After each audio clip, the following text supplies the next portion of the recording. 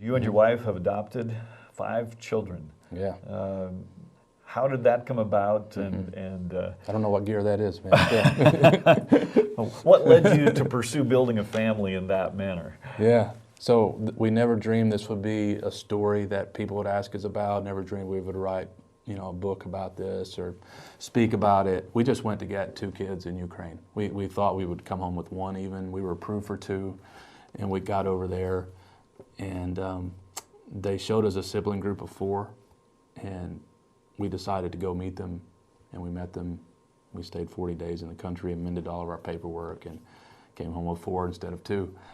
And then after about a year, we decided we had room for 1 more. Our kids kept saying they wanted a brother, and so we proceeded to go to Ethiopia and bring home 1 more.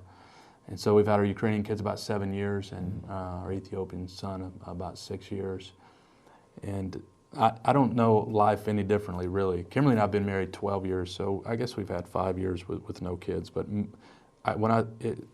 it's just normal now, and we don't see ourselves being, heroes or different than another family with a bunch of kids. Or, there are unique challenges to adoption, but there are challenges to anything you do of significance. And I often tell people, you don't go into adoption because of what you're going to get, but you go into it because, there's a reward coming for faithful obedience. And if you're looking for reciprocity, you may be very, very disappointed. And there are going to be challenges. But if we're looking for an easy life, we shouldn't bother reading the Bible, because Jesus calls us to the Calvary Road. But the reward is sweet. And even in the trials, there is joy. And God has sanctified us through this adoption journey in remarkable ways, for which I'm deeply grateful. I've got an incredible wife. She's grew up in the military. She's a very organized administrator. Couldn't do it without her. And but it's been an amazing journey. Have you seen a response in your church, because what you're doing is really modeling a vision of family that is countercultural, at least at some levels. Have you seen a response among members of your church who catch a similar vision? Yeah, a lot of people come to our church because they know that ahead of time, that I'm the orphan guy. And they share an interest in orphan care. Sometimes they don't stay because they don't like covenant membership or plurality of elders or expository preaching or whatever. But we do. It is really in our culture, big time. So we have a global missions plan. It's an acronym that spells peace. We kind of borrowed from Rick Warren and tweaked it, but plant churches, evangelize the world, aid the poor and the sick, care for the orphan and the oppressed, and equip leaders. And we teach this in our membership class. This is what we're about. And so a big part of our mission is orphan care, caring for the oppressed, which involves largely, trying to fight sex trafficking and advocating for the vulnerable around the world.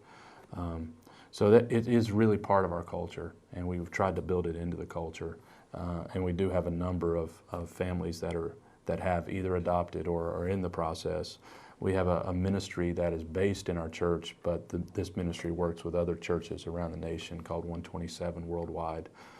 They do a variety of things related to sponsorships, training pastors, providing sustainable living for kids, and so on. So yeah, it's very much part of our church. And I think to create a culture of orphan care, obviously you need to lead with the Word, but you also need to lead by example. And otherwise, you need to embody the vision. And I don't think that means you have to adopt 5 kids, but you have to be in the game too. You have to be a participant and not just the preacher of it. And then to lead with a simple plan where people can actually do it. Otherwise, I think they'll get frustrated and tune you out, eventually. So having a ministry that's always set up in the lobby, when orphan care kind of drips in the sermons, kind of regularly. There's a way they know if I'm into foster care or international adoption or sponsorship or whatever, there's a way I can immediately go get some information about how to go do it.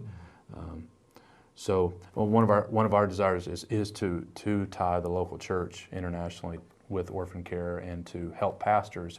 As we've discovered, a lot of pastors are doing a lot of orphan care and they're not having as much time to do discipleship and a lot of the theological training.